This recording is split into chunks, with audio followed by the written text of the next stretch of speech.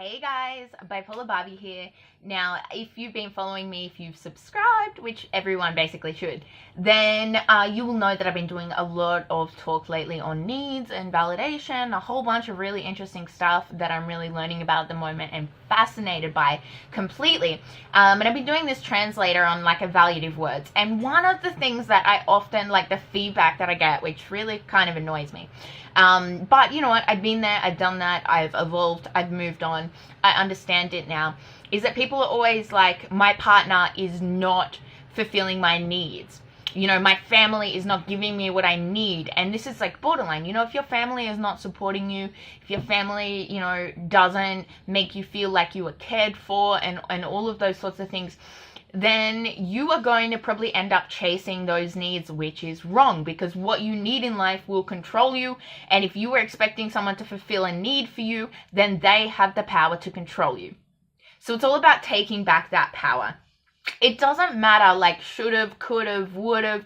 You know, your family should make you feel safe. Your family should support you. But at the same time, that doesn't mean they will. And it also doesn't mean that they have to. You know, and if they don't, you just have to accept that. You can try and communicate your need for that, but some people just aren't going to do it. And at the same time, what you might not realize, if someone is not fulfilling a need for you, it might be conflicting with a need that they have. If you need connection, but they need space, well, you know, no one's needs is more important than another. You both need to take, you know, you both need to care for your own needs. So I think that's where understanding really comes in, which is really important. If your partner needs space, but you need connection, demanding connection or demanding space is not really going to work. Making some form of compromise, or at least communicating that to each other so you can feel better about it. You know where each other's heads are at. Someone said to me the other day, yeah, but what do you do if your family is not fulfilling your needs? Well, the answer is simple. Fulfill them yourself. It is no one else's responsibility to fulfill your needs. Other people might from time to time, but nobody owes you anything. It's no one's job but your own to fulfill your own needs, to take care of your own needs. I mean, now that I know so much about it, I try and fulfill others' needs because I can see it. I can see the underlying needs because I've had lots of practice at it. So I try and encourage that. I try and do my part where I can. But if I don't feel like I am getting enough connection, well, then I need to go and find that somewhere else. And I am going to be doing a few more videos on this topic about each individual need because they are all very important. And a lot of people will associate a need and they will think that there's only one place to get that. So a need for like affection or love and to not feel lonely, to feel like they're included, a lot of people assume the only way they can fulfill those needs is in like a romantic relationship. No. There are many different ways that you can fulfill that need. So for example, the needs that my family has not taken care of, I have found that with, you know, my adopted family, people I consider family that have fulfilled those needs for me in a way that a family should. And because of that, I feel a lot better about it.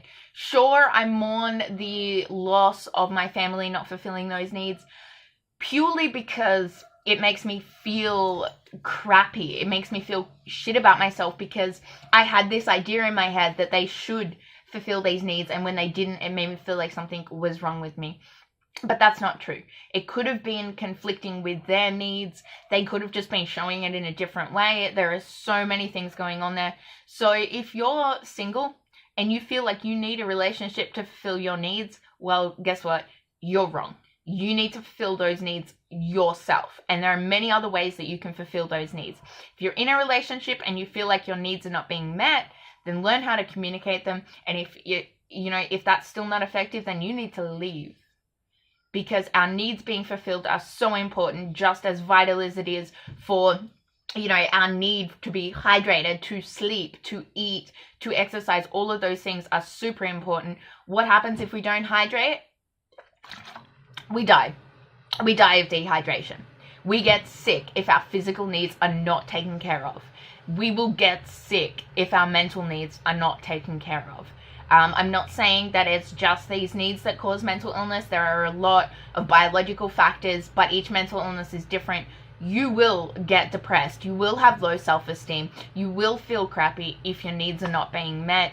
You know, if you're depressed in a relationship, as I have been many times before, whether or not that's triggering my borderline, because I was expecting others to fulfill my needs, it really affected me. They could control me like a little puppet. They would play me, and they had complete and utter power over me to control the way that I felt, which was extremely destructive, and it was not helpful in my recovery journey.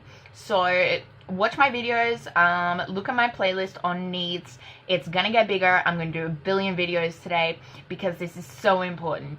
And if you find yourself thinking, I can't get this need from someone and they should fulfill this need for me, and you find yourself demanding someone to fulfill a need for you, well, that's wrong.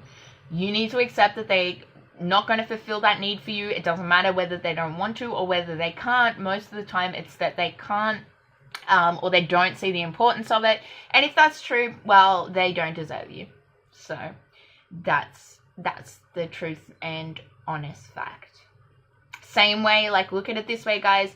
If you need clean drinking water and you're sitting there and your tap's not working, there's no point standing there and going, this tap should be working, it should be giving me water, and just hoping that it does. If you're that thirsty, then you need to find water some other way, like going to the shop and buying some bottles of water, even if it's just a temporary solution until you figure out a way to fix the actual problem. But it's exactly the same. If there's no food in the house, you go and buy food. You take care of your own needs. It's no one else's responsibility to feed you or make sure that you have water and a roof over your head. Thanks, guys.